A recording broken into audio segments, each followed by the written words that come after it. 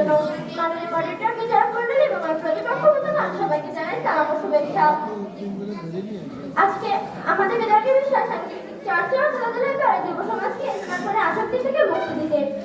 মাননীয় মডারেটর, আমি আমার বক্তব্য শুরু করার আগে তোমাদের সবার কাছে একটি প্রশ্ন। আমরা কি একটি যান্ত্রিক প্রজন্ম চাই নাকি মাথা নিচু করা একটা যান্ত্রিক রিপোর্ট চাই?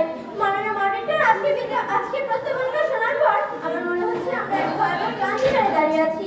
আমাদের তরুণ মনে হয়ে গেছে 5 ইঞ্চির এক যান্ত্রিক খাঁচায়, যাকে বলা হচ্ছে স্মার্টফোন, যেখানে স্ক্রিনে নীল আলো আছে কিন্তু রোদের উজ্জ্বলতা নেই, যেখানে হাজারো ভার্চুয়াল ফ্রেন্ড আছে কিন্তু পাশে বসে কথা বলার মতো একটিও বন্ধু নেই। বিপক্ষ দল হয়তো একই প্রযুক্তিগত উন্নয়ন করে সাফাই করবেন, কিন্তু মাননীয় মডারেটর, যে প্রযুক্তি একজন তরুণকে তার পরিবার থেকে বিচ্ছিন্ন করে দেয়, যে স্কিল তাকে মাঠের ঘাসের জ্ঞান ভুলিয়ে দেয়, আর যে আসক্তি তাকে সজীব মানুষ থেকে ডিজিটাল লাশে পরিণত করে, তাকে উন্নয়ন করা আর আত্মমননকে উৎসাহ করা একই কথা।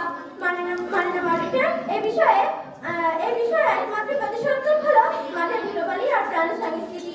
মাননীয় মডারেটর, প্রতিপক্ষ বন্ধু হয়তো একটু পরেই স্মার্টফোনের হাজারো উপকারিতার তালিকা দেবেন। আমি তাদের বিনয়ের সাথে চ্যালেঞ্জ বলতে চাই, স্মার্টফোন কি কোন তরুণকে হার জিত মেনে নেওয়ার মানসিক শক্তি দিতে পারে না। গেমের ভার্চুয়াল রিয়ালিটি কি কখনো মানুষের ফুটবল ম্যাচে সেই ঘাম ছড়ানোর তৃপ্তি সমান হতে পারে না। আপনার স্মার্টফোনকে আধুনিকতা বলছেন, আর আমি বলছি এটি একটি ডিজিটাল ড্রাগ, যা যুব সমাজকে পুড়ে খাচ্ছে। গুগল আমাদের পথ দেখায় কিন্তু গন্তব্য চেনে না।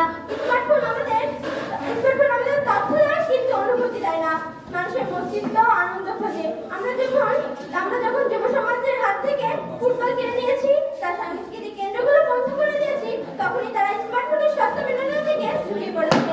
মাঠের ধুলো আর মঞ্চের কবিতা যখন ফিরে আসবে, স্মার্টফোনের নেশা তখন করবে চলে যাবে। সাংস্কৃতিক চর্চা একজন যুব সমাজকে সমবদ্ধ ধরতে শেখায়, আর স্মার্টফোন শেখায় নেতৃত্ব। আর স্মার্টফোন শেখায় স্বার্থপর একাকী। মঞ্চে নাটক করা একটি ছেলে জানে মানুষের চোখে চোখ রেখে কথা বলতে, আর ফোনে আসক্ত ছেলে জানে মোবাইল স্ক্রিনে আঙুল ঘষতে।